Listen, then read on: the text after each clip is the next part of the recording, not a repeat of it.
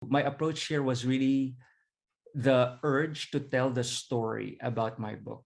I mean, after all, you've worked for the book, I mean, for many years. Right. So you might as well put it out in the world, regardless if people listen. At least you made the due diligence to actually share the story. Scholars Unbound is a bi monthly podcast or video series that showcases the voices of scholars who know no boundaries when it comes to the pursuit of knowledge. You will hear insights from their experiences as international scholars and how these influence their research, hoping to inspire future scholars to be fearless, global, and unbound. I'm your host, Dalia Simangon. Welcome to this special episode of the Scholars Unbound podcast. My guest today is Dr. Salvador Santino Regilme Jr., and we'll talk about the process of authoring a book and editing a volume. Santino is a permanent university lecturer of international relations at the University of Leiden in the Netherlands. His research focuses on international human rights norms, global governance, and foreign aid in the context of international development. He is the author of Aid Imperium, United States Foreign Policy and Human Rights in Post-Cold War Southeast Asia, that was published this year, and co-editor of American Hegemony and the Rise of Emerging Powers, published in 2017, and the forthcoming one titled Human Rights at Risk, International Institutions, American Power, and the Future of Dignity. I'm so happy that he accepted my invitation. Welcome to the show, Santino, and massive congratulations on these publications. Thank you so much, Dalia, for this opportunity. And I'm always happy to help whenever I can. Thank you so much. And before we get into your book publications, could you share with us your academic journey that led you to your position at Leiden University? Mm. I think this is a very um, it's a very powerful question because it allows me, or it pushes me to reflect, how do I trace my journey, right? But I'd like to just briefly go back by saying that my position in Leiden is an international relations position, but because international relations here is taught in at least three faculties, but this is the first IR program in the university, so from a humanities faculty. So it was really I would say unexpected for me to be in the Netherlands. So I would say that um, my approach to IR was multidisciplinary, and that is exactly the approach in the humanities faculty program of IR here in Leiden. So I would say that the academic trajectory that I went through is a bit unconventional. I did a lot of academic wandering without even thinking about the term at that time, and professional experience. So the way that I got into the humanities or social science, it's because I started with high school debating before, and eventually to university debating. But it was that high school debating back in the Philippines in Manila that pushed me to eventually study philosophy. In 2008, I left the Philippines for a master's degree and also language certificate in German for Germany. So at that time, I really committed to myself that I'm not going to the United States or to any Anglophone country, because I wanted to. As a student of philosophy, I was just so engrossed with German philosophy. So for me, that was an adventure. And my parents were like saying, we don't know anyone from from Germany. And I said, well, that's exactly the point of the adventure. So I went to Germany 2008. I never knew anyone from there. There was no Filipino community. That was in Göttingen, where I did a 6-month language certificate. There was no Filipino community back then. I was the only Filipino within this language certificate program. And then after the 6 months, you have to pass the language test and then proceed with the master's. So it was difficult. It was challenging, but that prepared me to I would say, push me to understand, to be driven by problems rather than by having, let's say, a conventional graduate training from an American graduate training, in which after the bachelor's, you proceed with a 5-year PhD program. So this was for me unconventional. And then eventually, I finished my PhD at the Freie Universität in Berlin with a 1-year fellowship at Yale. 1 week after defending the PhD, I got the position for a tenure track position at Northern Illinois. In 2016, I went on vacation to Manila, and the political situation back then was I was having worked in government and perhaps also as a political scientist. I was already expecting for the worst. This was election time, and well, we all know what happened. But the point being is that I felt that staying in the Philippines for quite some time, and then also looking at the U.S. elections. So Trump hasn't won yet at the time, the Republican nomination. So I felt like the U.S. is not an option. And then explored other options, and Leiden came into picture. And I felt that it was a perfect fit. It was not. So I went against the advice of senior colleagues. For them, Mm. it's crazy to abandon a tenure track from a U.S. university, which is a PhD granting political science department. But I felt that it's a combination of personal reasons that no one can understand except me and perhaps my closest friends. So I went for Leiden, and true enough, I never regretted it. And it was a good fit because although I profess to be a political scientist, I would like to think, and perhaps others would oppose, but I'd like to think that I'm much more open to other approaches, and that's what Leiden offered, a multidisciplinary space for studying world politics. Wow, what an adventure, Santino.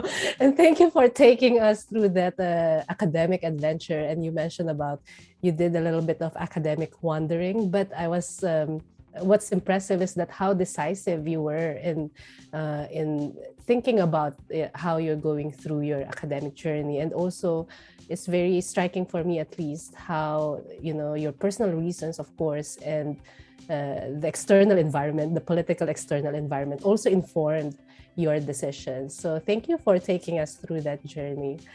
Now, let's move on to your publications. I haven't edited a book yet, but I'm sure authoring a book and editing a volume are two totally different experiences, and you have done both. From your experience, what's the difference between the two, and what are the takeaways from authoring a book on one hand and editing a book on the other? Yeah, I think let's focus first on on editing a book. I think this is at least fresh in my mind. Um, I'd like to answer that question by reflecting on my past experiences. So when I was a PhD student, I was so uncomfortable because when I read an edited volume, I notice, and I think this is the sociological inkling in me. If you look at the acknowledgments, it's always the same people um, citing each other and forming an edited volume. So there's a group of scholars that are quite predictable. I think in most social sciences or humanities that tend to cluster within specific collaborative projects. And I felt that I'm interested in a topic about, at the time, American hegemony, but I'm interested to hear more from what I often read from journal articles. So I put out a call for papers. So, and this call for papers started in a conference panel, and then eventually we agreed to have a collaborative volume, and then having a further call for chapters. So what's the lesson for me then? The lesson for me then was really, for me, and I think this is not effective for other people and for their own purposes. The edited volume project started out really with a very concrete puzzle that can be solved by by the intellectual contributions of other people. And in many ways, especially if you look into journal articles, there seems to be a predictable group of people who identify themselves within a particular research program. And I think that in my case, having a public call for papers for a conference panel or for a conference or a workshop, and then eventually with the intention of putting out um, an edited volume helped me that in fact a lot of people were interested in the puzzle, Mm. and they often do not come from the same disciplines, or but they are working on the same topics, and not even within the same disciplines, even within the discipline, right? Even Mm. within our field, Dahlia, within IR, right? I mean, there's a lot of people who are working on the same empirical problem, but they don't talk amongst themselves. So the public call for papers helped me in my strategy to bring people together in ways that they probably wouldn't had it been the hadn't been the case that there was no call for papers. So that's what I learned. I think the public call for papers was good for intellectual diversity, and also diversity in terms of, I mean, from global south, global north, gender diversity. And basically with the public call for papers, in my case, for editing a volume, it was helpful in saying that, yeah, I'm not pushing anyone to to work on a project. I mean, it's really based on your and the interest. The second lesson that I learned from editing a volume was that learn what exactly are your non-negotiables and be very explicit and clear about the deadlines. Um, this is especially the case. So deadlines, word count, what is your work approach as early as the call for papers or author contributions. So whether, for example, you decided to have a call for papers approach, which I did, or let's say you're calling for contribute chapter contributions for an edited volume, I think it's very important that you already mention in that call or invitation or email what's your intended what are your intended timelines. And then, or if you don't receive from them on this so and so date, then you are forced to make alternative arrangements.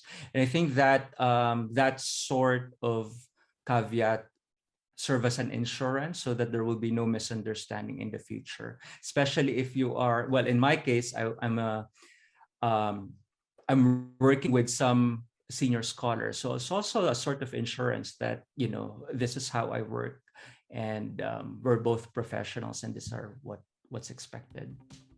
These are very helpful. I haven't edited the book yet, but yeah, I think that's very helpful to keep in mind to have a public call for papers for diversity.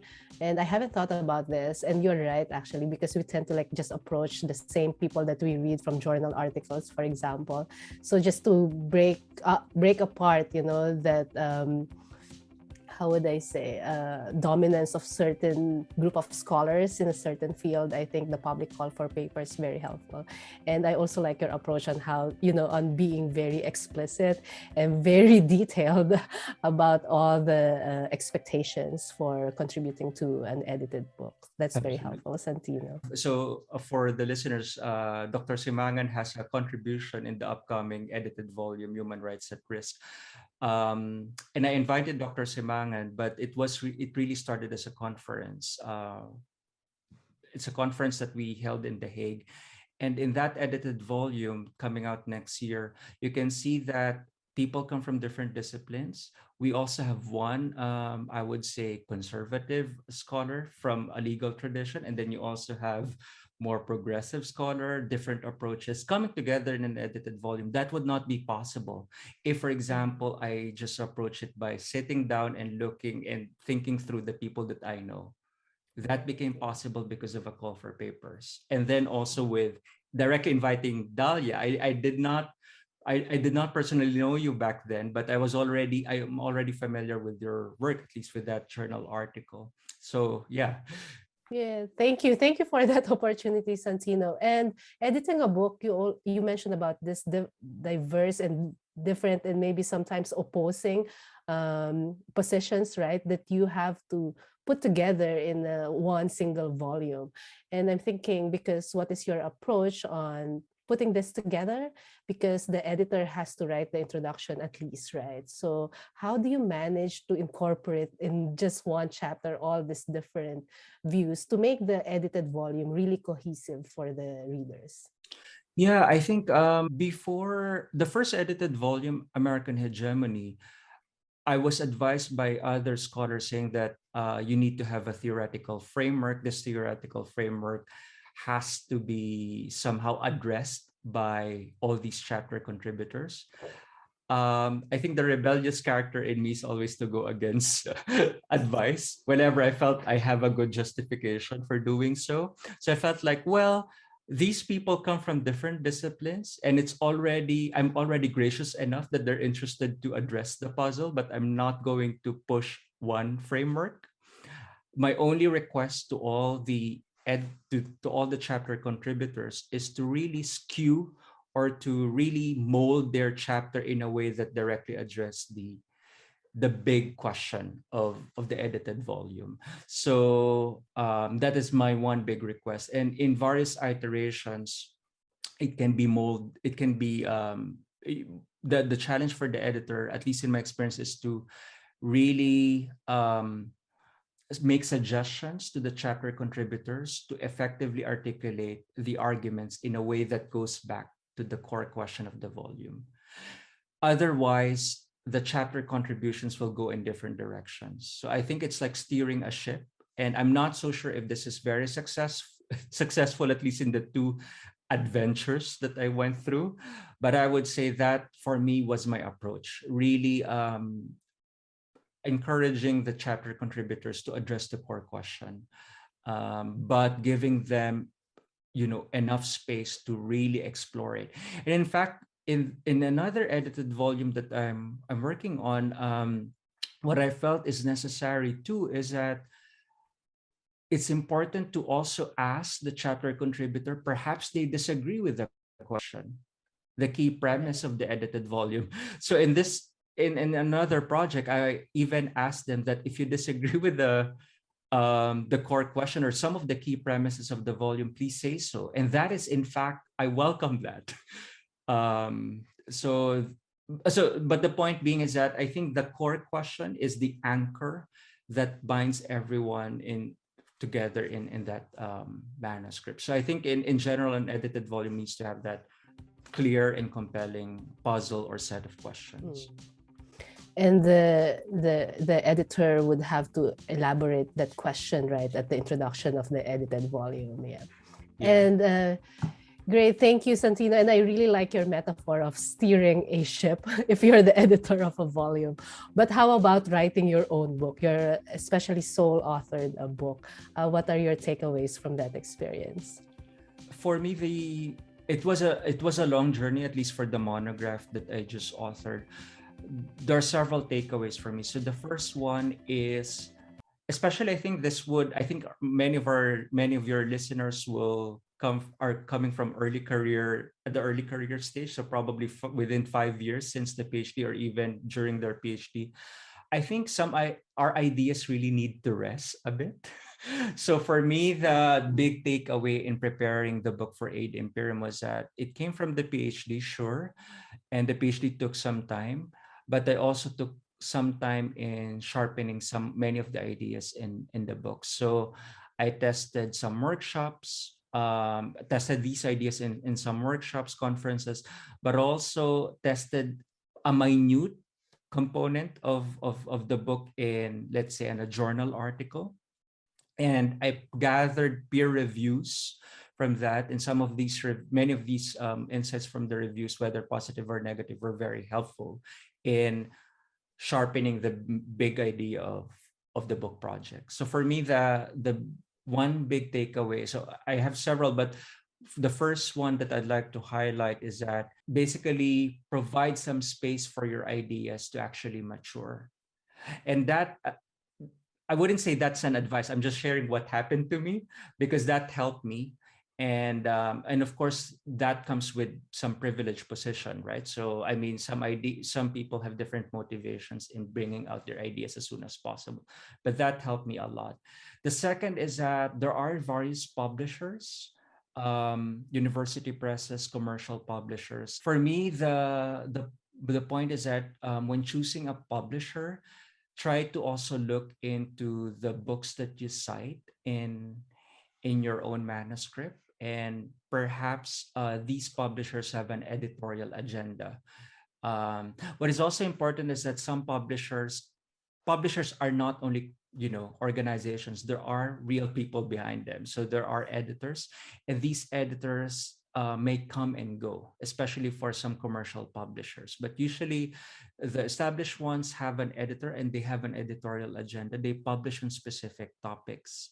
So I do think that if you already have prepared a compelling proposal, a compelling book proposal, engage with the publisher, and I think also listen to their advice, but also make sure that before you submit anything to the publisher, make sure that also ask friends or colleagues to to look at it.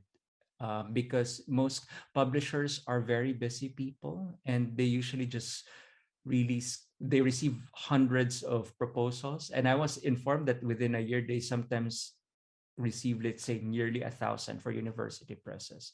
So I think it's the important point is that have a good impression, especially for because in my some people would have. I know some people who went through publishing a book because perhaps they already knew someone within a book series. In my case, I did not have that privilege, or I would consider it also as not a privilege, depending on your perspective. But for me, I went through different publishers, and it was a learning experience. And even though it was declined, I asked for advice, and some of these pieces of advice were helpful. Yeah, indeed, a learning experience. And I think whether you're editing a book or publishing your own sole authored book, both processes are lengthy, really. So yeah, thank you for some of those tips for us, Santino, especially tips that work for you. I'm also aware that the work doesn't end after submitting the final manuscript to the editor, right, of the book, or even after having in your hands the physical book itself. The book publication process really doesn't end there. So could you tell us what happens after publishing your book and the work that you have to do in that process?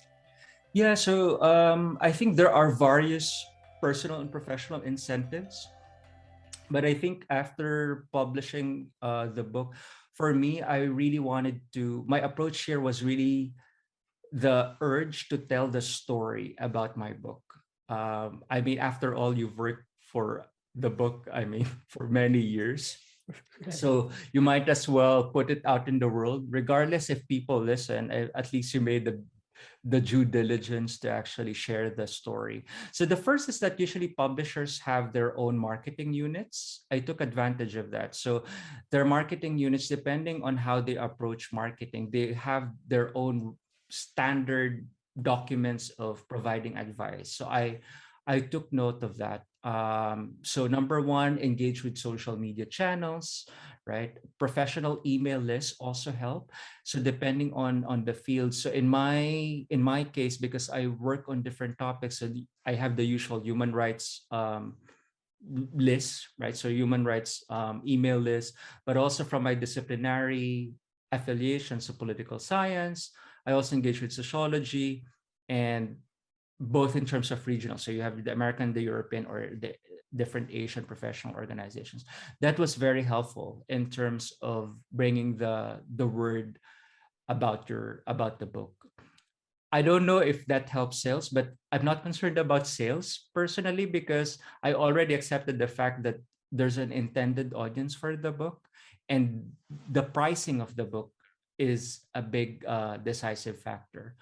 I think what we really, especially for the hardback editions, these are like $80 to $100 or so, or euros. So you would expect that libraries will at least buy them. And I think by just putting it out in these lists, you would hope that your colleagues will recommend it to their own libraries. So for me, that was very helpful in bringing out the word about your book. The second was really recommend it to your own library. I'm putting it out there. It might be needless to say, but I know one colleague who said he forgot to actually recommend it to our own library. So, but I think it's recommending it to your own library because many of these libraries also have networks within a specific within their own country. So they could also, especially if it's an ebook format, it could be shared Mm. within. I mean, these libraries also cross check what are their collections, and it might be one way for the librarian to also know that your book exists, and it might be recommended to one's fellow librarians in other institutions. Promoting also the book, I would say that assign it in your own courses. I assign it in my own course, at least this book, but also for other publications if relevant. Mm. um, there are some colleagues who advise that they don't assign their own work in their own course for some good arguments. I read this on Twitter, and at first I was puzzled. But for me, my approach in teaching and research are mutually constitutive, right? I mean, when you assign a course, you want to provide the students a diversity of of perspectives. That's a given. That's the minimum. But also, I want to share my relevant publication if and when necessary, because I cannot teach something that I do not know. And what I do know is usually embedded in these publications. So for some, they would think that this is self-promotion, but for me, it's just really sharing what you know. And I think they're mutually, and it comes from the Humboldtian idea of teaching and research as mutually constitutive. Finally, also offer the possibility to speak about your book with in conferences if possible. I did not do this because this is a busy semester, but Mm. I do know some colleagues who did this, like organized conference panels or university seminar series. When I put out the let's say share the information about the book in some of these email lists, it's a pleasant surprise that some people that I did not personally know would reach out to me saying that they're very interested in the book and they want to invite me for in their own seminars, and that was Mm. made possible because of the online setting that we are in. So it was very the transaction costs are lower, whereas before, people would have qualms in inviting people because of the trend of the transportation cost, but I think that was Right. already eliminated. Mm. I just want to comment on what you mentioned about including your publications in the syllabus. I'm not sure if I'm gonna include it in the recording, but yeah, at first I also didn't include my publications because I thought maybe that's self-promotion. But I think the students appreciate it, that their instructor wrote something and teaching it to them. So if I were a student, for example, I would love to have my teacher's publication and read my teacher's publication, right? So yeah, if it is relevant, sure, right? Why not include it? Yeah. Absolutely, I agree with you. Anyway, so I will link in the show notes Santino's publications. And I also invite our listeners to get their copies or recommend the book to their libraries. I really admire how, Santino, you were able to manage publishing books while also publishing articles and, of course, teaching on top of those things, and maybe writing grants and managing projects, right? And other administrative duties in academia.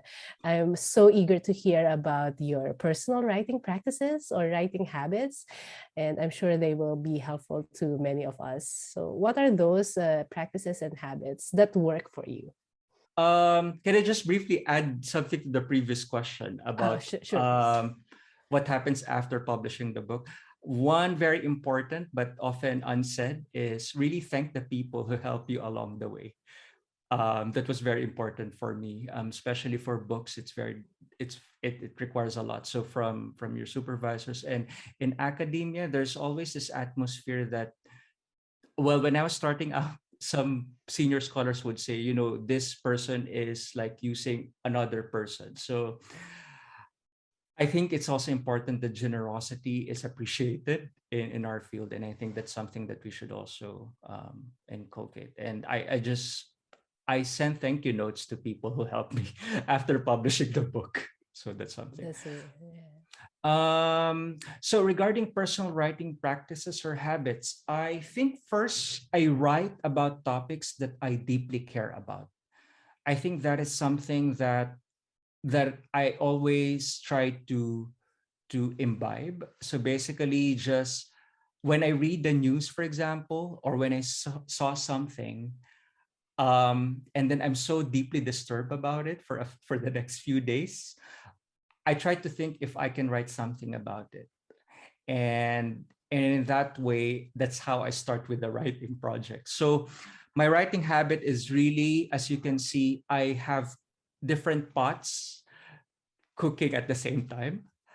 And my habit is really like, because I easily get bored with one topic. Mm. So some people say, yeah, you're working on foreign aid, and then on the other hand, you're working on children's rights, and you have another work on statelessness and citizenship revocation. That's Some conservative scholars would say, yeah, that's not really a good idea. Well, I say that I think, given my privileged position of being able to publish, given the fact that also teach 4 courses in a semester. The point being is that I think for me, I was always driven by a puzzle. And the reason why I write on those projects because of a combination of life experiences and some personal realization. So that's number one. Number two, I try to read widely whenever it's possible.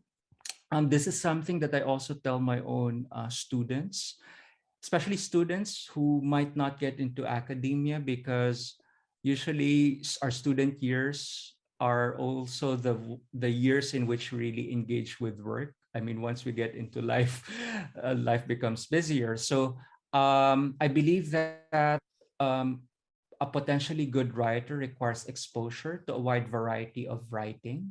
So when I read, and I'm not a good writer, but I try to look at different styles of writing. So I also do not look into the argument. So, but I also look for style, argument Mm. methods, for example, the politics behind it too. A lot of books in political science would say that these are our methods, etc. But I really read into the acknowledgement sections, because you can also look into the sociological network of how the book was produced, um, and the positionality of the author. So for me, when I try to read widely, I think this was my background before. So yeah, I mean, I read Marxist work together with the work written by a realist in IR, right? So I mean, these are quite varied. Or I've been reading yesterday Sarah Ahmed's complaint about the bureaucracy in complaints, especially in the university. So this was published by Duke University Press. So I think I try to read widely, and along the way, some ideas might be useful, but I don't read it because it's useful, but it's just because I think it's a good break for me. And what I realized when the output is already finished, some of the ideas from books that were probably not obviously useful came in to the picture of the output, and eventually I cited it, even though you Mm. wouldn't normally suspect that this could be useful. um my own practice is also, I had a medical crisis during the first semester of my PhD. So that led me to hospitalization during the first semester of my PhD, but I fully recovered from that.